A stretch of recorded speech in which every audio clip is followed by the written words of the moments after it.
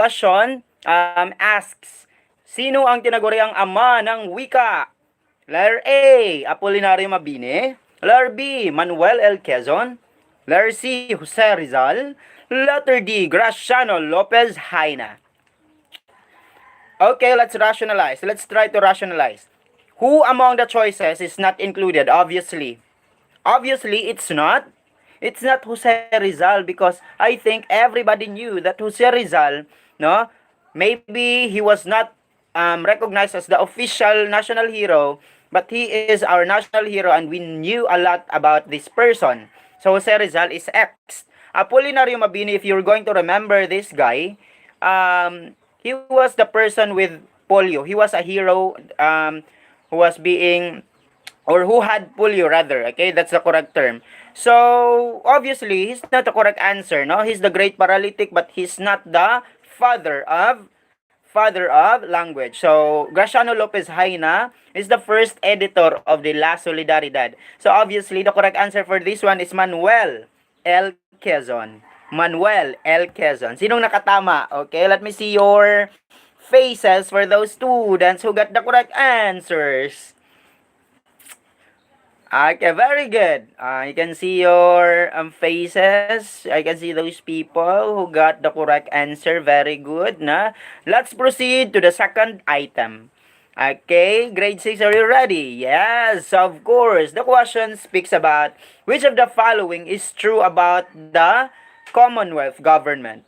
Which of the following speaks about the truth in the government Commonwealth. Okay, in the Commonwealth government.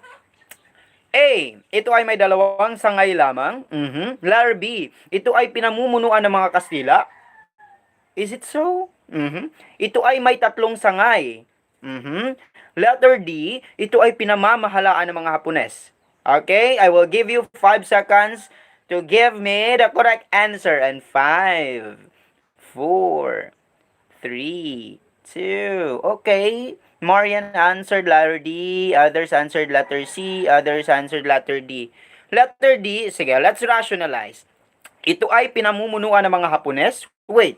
Pamahalaang Commonwealth is not and was not and will never be led, of course, because it's history. Now, this is history. Pamahalaang Hapones led the what? The Second Republic, which is the puppet republic of Jose P. Laurel. So, of course, letter D is obviously not the correct answer. In identifying the correct answer, mga baby, you just have to find what is in contrast. Letter A says, ito ay may dalawang sangay lamang. Letter C says, ito ay may tatlong sangay, which is correct. Which is correct. It's letter C. Okay? May tatlong sangay na po noon. Okay, very good for those who got the correct answer, letter C. Ito ay pinamumunuan ng Kastila. Wait, may gobyerno na ba sa panahon ng mga Kastila? Philippine government? None. Okay, except for the Malolos government which was being built or which was being created in the 1899. Okay, so wala pa talagang, shall we say, stable government established during the Spaniards. Okay, next question. Sino ang unang general sa gobyernong militar ng mga Amerikano sa bansa? Okay? Again, who was the first governor general in the military government of the Americans in the country? What's our mnemonics? We have a clue for this one. Who can tell me? Okay? This is for the general education also for those teachers who are reviewing for the board examination.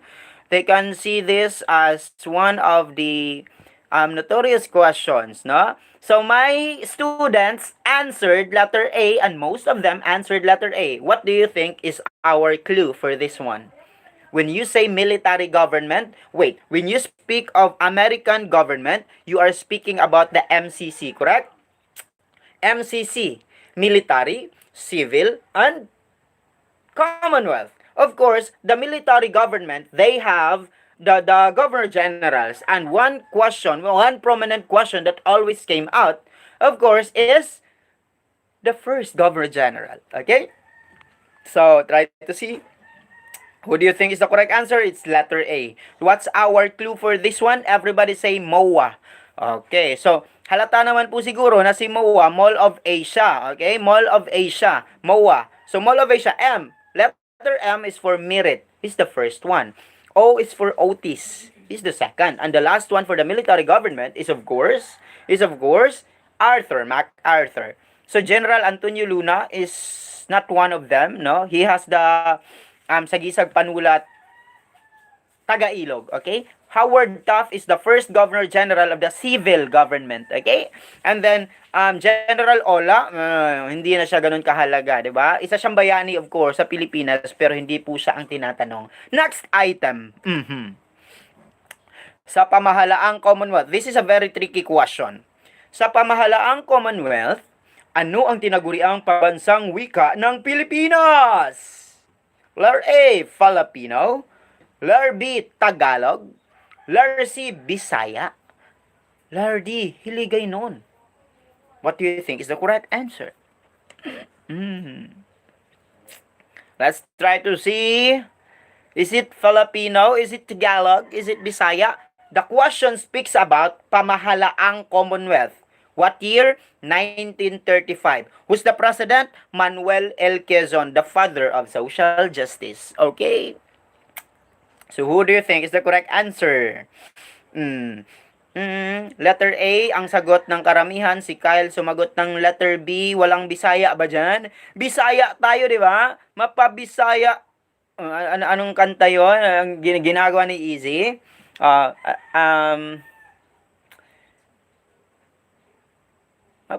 Tagalog, Bisaya, o Ilocano. Yun yung lyrics, di ba? Sige, so, eto na po. Ang correct answer dito is, kapag sumagot ka ng Hiligaynon, ayan, parang wala naman po talaga tayong pinag-uusapan na Hiligaynon yung sagot. Letter B naman, letter C, Bisaya. Alam nyo naman kasi Bisaya ka. At you know that it is not our national language. Okay? So, let's go for letter A. Letter A is remember this one, 1987, Filipino is our national language. Okay, it was declared that Filipino becomes our national language, but during the Commonwealth government, it's Tagalog. Nagkakamali yung iba. Okay, so Tagalog is the correct answer for this item. Sa pamahalaang Commonwealth, ano ang tinaguriang pambansang wika ng mga Pilipino? Okay, it's Tagalog. It's Tagalog during that time, but nowadays, let me be very clear about this one. But nowadays, it's now Filipinos. Did you get it, Mark? Okay, next item. Sino? Okay, here we go. Sino sa mga pangulo ng Pilipinas ang nagbibigay karapatan sa kababaihan na makaboto? Okay, this is through the Women Suffrage Act. When you say suffrage, the right to vote. I will repeat. When you say suffrage, the right to vote. It's in the 1987 Constitution. Okay? So, who gave the women the right to vote? Ang mga babae noon, hindi sila makakaboto. Audience lang sila sa election, di ba?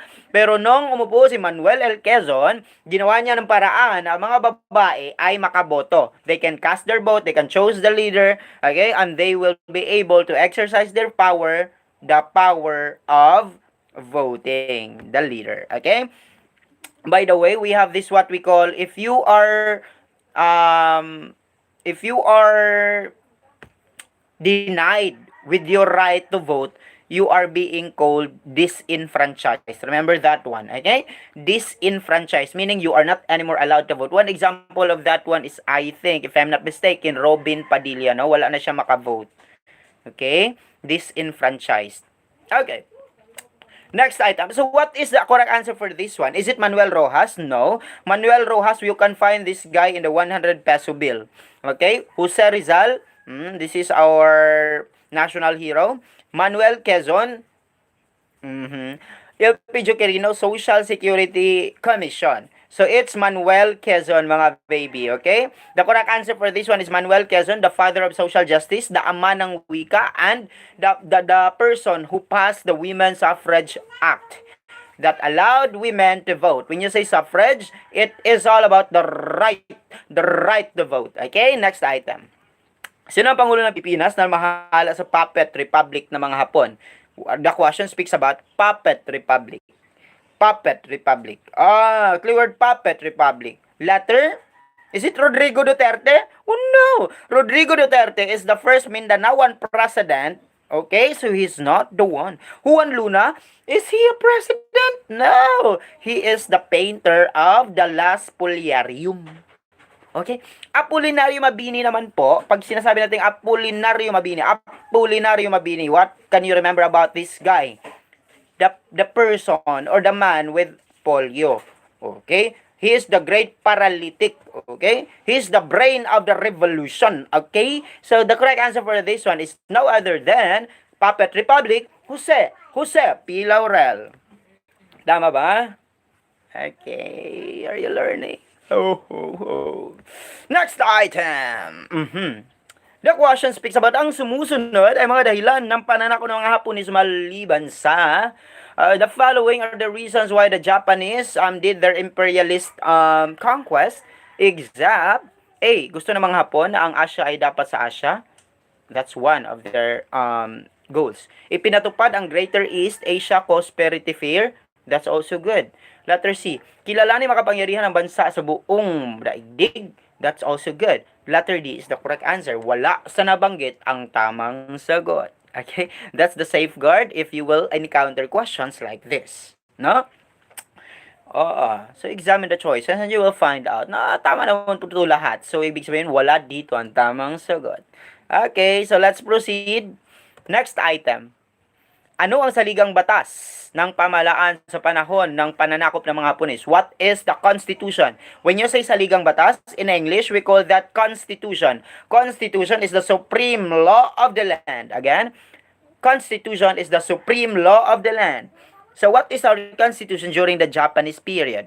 During Jose P. Laurel. Okay? So that is 1935, that's the Commonwealth government. 1987, that's the present government. Malolos Republic, wait, that's 1899 Republic, no? So what do you think is the correct answer? It's 1943. Very good. Who got the correct answer? Savannah, I can see your face. You got it correctly. Next item. Are you ready? Okay, here we go. Nawang naong ni sa. Sino ang makabayan na lumaban sa mga Hapon? Ayan. So, who are those nationalist group who fought against the Japanese? A. Makabebe. Wait, they are the traitors. I mean, number A. Hukbalahap. B. Makabebe. Wait, the Makabebe are the traitors of Aguinaldo. No? They deceived Aguinaldo that their loyalty is still on him, but what did they do? They arrested Emilio Aguinaldo in Palanan, Isabela. Gregorio del Pilar, who is this guy? Who is this guy, mga baby? Gregorio del Pilar is the youngest general in the Philippines who died in the Battle of Terad Pass. So therefore, he is the correct answer. No, he's not the correct answer. Juanario Galot is the cause why Gregorio del Pilar died. He betrayed Gregorio del Pilar, no? So A is the correct answer for this one. Are we good? Are we good? Okay. Okay, next. Do not spam. Letter A is the correct answer. Wait, 8:30 will end at 8:50, so let's have to make this quick. Ano makasaysayang pangyayari noong April 9, 1942? Okay, what is the historical event in April 9, 1942? The correct answer for this one is the Bataan Death March. Bataan Death March. Okay? Letter D. Very good, Savannah. Very good, Cesarina. Next item. Alin sa sumusunod ang hindi kasali sa sistema ng buhay ng mga Pilipino sa panahon ng mga Hapones? Sa panahon ng mga Hapones, mga baby, you have to remember that there is no freedom, there is no justice, there is no right to choose a leader. Therefore, letter D is the correct answer because it looks for hindi kasali. Letter D, may karapatang pumili ng leader? No, there are no rights to choose a leader during the Japanese period. Okay? Next item. Which of the following is true about the Constitution 1943? Which of the following is true about the 1943 Constitution? That's the question. Letter A. Letter A is the correct answer. The president is more powerful than the judge. Very good, Marian. Okay? The president is more powerful than the judge. Okay? Grade 6. Let's proceed. Sa anong panahon lumago ang panitikan ng Pilipinas? In what time or in what era did the Philippine literature reach its golden age? A. Kastila. Primitibo. Survival lang yan. Kastila, religious education lang yan. Amerikano, it's nationalistic and democracy. Letter D, that's correct. Because Tagalog and Nihongo are the only languages being taught in schools. Therefore, our panitikan boomed. Okay, lumago ang ating panitikan. Okay, I will just end this live stream. Ayan, okay.